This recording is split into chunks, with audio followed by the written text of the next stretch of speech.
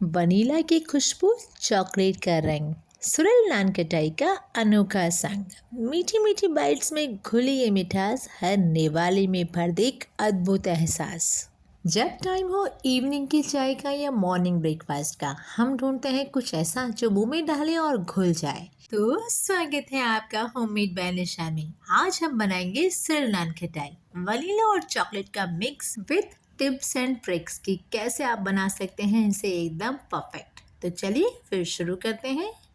तो सबसे पहले लीजिए एक मिक्सिंग बाउल और उसमें डालिए अप्रॉक्स 1 कटोरी जितना घी। ध्यान रहे कि आपका घी जो है जमा हुआ ही होना चाहिए।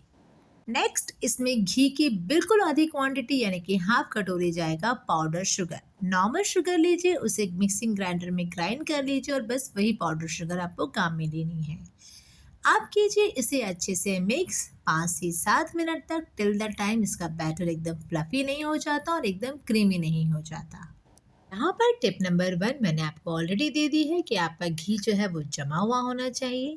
और जब आपके घी और शुगर की आपस में मिक्सिंग होने के बाद में इस टाइप का उसका बिल्कुल क्रीमी टेक्सचर बन जाए, तब आप इसमें ऐड ऑन कीजिए घी की क्वांटिटी के जितना ही मैदा। हाँ जी, 1 कटोरी हमने घी लिया था तो यहाँ पे मैदे की क्वांटिटी भी होगी 1 कटोरी। टिप नंबर 2 कि मैदा आप पूरा एक साथ नहीं डालेंगे, आप हमेशा मैदा थोड़ा थोड़ा करके डालिए और हाथों हाथ जो है उसे हिलाते जाइए। अगर आपने मैदा एक साथ डाला तो इसमें लम्प्स बन जाएंगे और उसको निकालने में आपको डबल मेहनत करनी पड़ेगी। यहाँ पे टिप नंबर 3, सुरेल नान खटाई को बनाने के लिए वेदर का भी बहुत इफेक्ट। जहाँ विंटर्स में इजीली हैंडल हो जाती है, वहीं समर में गर्मी की वजह से मेजरमेंट करेक्ट होने के बाद भी आप इसकी बाइंडिंग नहीं कर पाते हो। तो सोल्यूशन में मैं आपको बताती हूँ। अभी हमारा मिक्सचर जो है अच्छे से मिक्स हो गया है। आप इसमें डालिए अप्रोक्स 3 चम्मच जितना बेसन और इसे कीजिए अच्छे से मिक्स।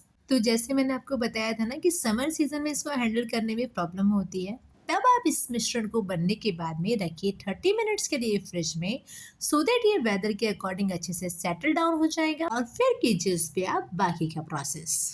अब मैंने अपने शुगर, घी, मैदा और बेसन इस पूरे मिश्रण को अच्छे से मिक्स कर लिया है। अब क्योंकि हम बनाने वाले हैं सुरेल नान खटाई, जो कि है 2 फ्लेवर्स में, एक है चॉकलेट एक है वनीला, तो बस इस बैटर को डिवाइड कीजिए 2 इक्वल पार्ट्स में अलग अलग बर्तन में। अब एक बर्तन में आप मिक्स कीजिए कोकोआ पाउडर।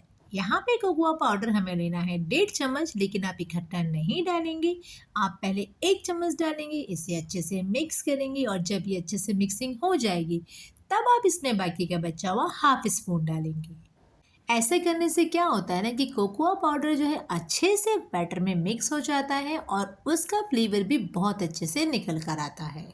आपको पता है नान खटाई को भारत में लाने वाले 16वीं शताब्दी के मुगल थे, और जब ये भारत आई तो भारत की मिठाइयों में मिलकर एक नए रूप में निकल कर आई और इसका नाम पड़ गया नान खटाई। तो अब हमारे मिश्रण अच्छे से रेडी हो गए हैं। 2 पार्ट्स में है, एक है चॉकलेट एक है वनीला। वनीला में हमने कुछ भी नहीं मिलाया है, नॉर्मल हमारा बैटर है। तो चॉकलेट वाली को लीजिए हथेली पर और बनाइए इसकी छोटी छोटी बॉल्स। अगर आपको लगता है कि आपकी हथेली पे चिपक रहा है या आप इसे हैंडल नहीं कर पा रहे हो, तो आप या तो इसमें हाफ स्पून जितना मैदा मिक्स कर लीजिए या फिर आप रखिए इसे 20 मिनट्स के लिए फ्रिज में, सो दैट घी अच्छे से सेटल डाउन हो जाएगा और फिर आप उसकी इस तरह से छोटी छोटी गोलियां बना सकते हो।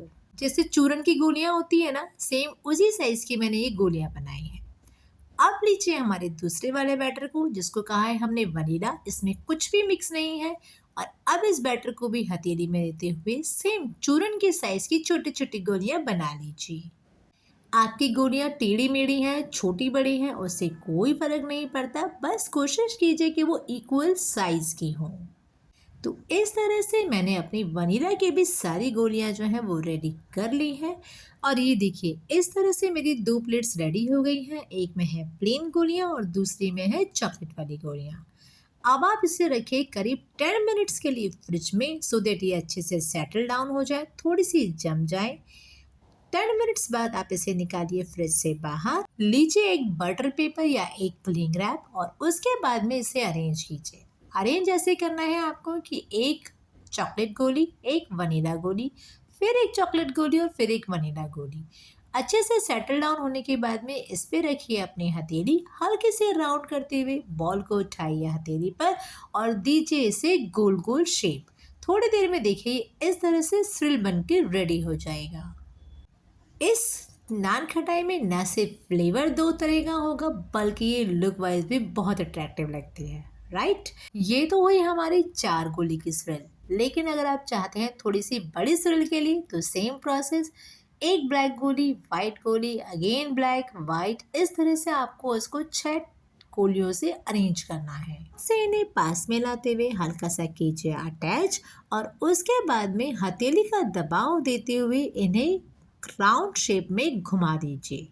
फिर उठाइए इस पूरे बैटर को हाथ में, हथेली पर रखते हुए दूसरे हाथ से इसे अगेन राउंड राउंड करके एक अच्छा सा डिज़ाइन दे दीजिए। तो ये देखिए इस तरह से मेरा दूसरा स्विल भी रेडी हो गया है। सेम प्रोसेस करते हुए मैंने हमारे सारे सुरिल नान खटाई को रेडी कर लिया है। आपको पता है नान खटाई एक कुकीज़ है, बिस्किट नहीं है। बिस्किट थोड़ा सा हार्ड होता है लेकिन नान खटाई बहुत सॉफ्ट होती है और ये पूरी तरह से घी या बटर में ही बनती है। दैट्स वाई ये बहुत डेलिकेट भी होती है। तो आप लीजिए अपनी बेकिंग ट्रे, रखिए उस पर बटर पेपर। ध्यान रहे कि आप कोई भी नान खटाई या कुकीज़ बना रहे हैं ऑलवेज आपको रखना है butter paper. Without butter paper के ये बर्तन पे चिपक जाएगी, चाहे आप नीचे घी लगाओ या मैदा, उसका कोई फर्क नहीं होना, ये चिपक जाएगी और आपसे निकालते टाइम हैंडल नहीं होगी। तो सारे नान खटाई अच्छे से सेटल होने के बाद में मैंने उसके बीच में हल्का सा सिंगल एक नाइफ लगाया है, थोड़ी सी ली है ब्लैक चोको चिप्स और उसको मैंने कर दिया है हमारी नान खटाई पे डेकोरेट। अगर हम बात करें इसे कढ़ाई में बनाने की तो लीजिए एक चौड़ा बर्तन, नीचे रखिए नमक, उसके ऊपर रखिए एक जाली, प्लेट लीजिए, प्लेट में बटर पेपर लगाइए और बटर पेपर के बाद में उसमें सेम इसी तरह से जो है अपनी नान खटाई को अरेंज कर दीजिए। मीडियम लेवल पे गैस को गर्म करते हुए इसे पकने दीजिए अप्रॉक्स 15 मिनट के लिए। आफ्टर 15 मिनट में आपकी नान खटाई रेडी हो जाएगी।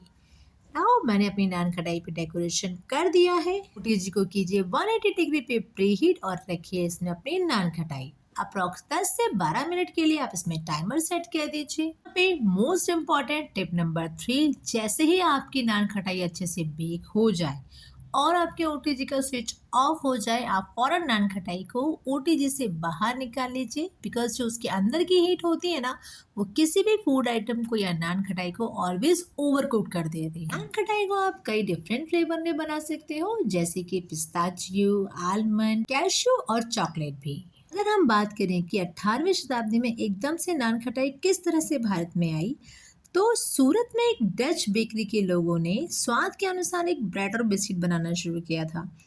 धीरे धीरे जब उन्होंने देखा कि वो ब्रेड को नहीं बना पा रहे हैं तो उन्होंने इसे एक कुरकुरे बिस्कुट के रूप में बना दिया और उस कुरकुरे बिस्कुट का नाम जो है उन्होंने नान खटाई रख दिया। इस तरह से नान खटाई मुगलों से लाई गई डच और पारसी इफेक्ट में आकर आज हमारे सामने एक कुरकुरे बिस्किट के रूप में तैयार है। इसे होने दीजिए अच्छे से ठंडा, गरम गरम में निकालने की कोशिश मत कीजिएगा वरना ये टूट जाएगी।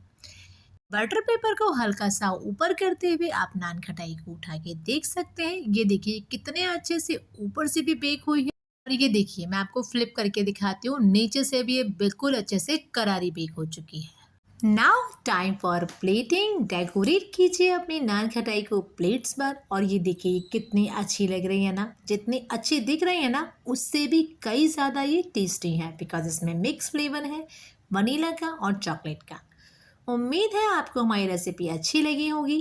ट्राई कीजिए इस नान खटाई को, एंजॉय कीजिए फैमिली के साथ और होममेड पांडिशा को लाइक, शेयर एंड सब्सक्राइब करना बिल्कुल मत भूलिए।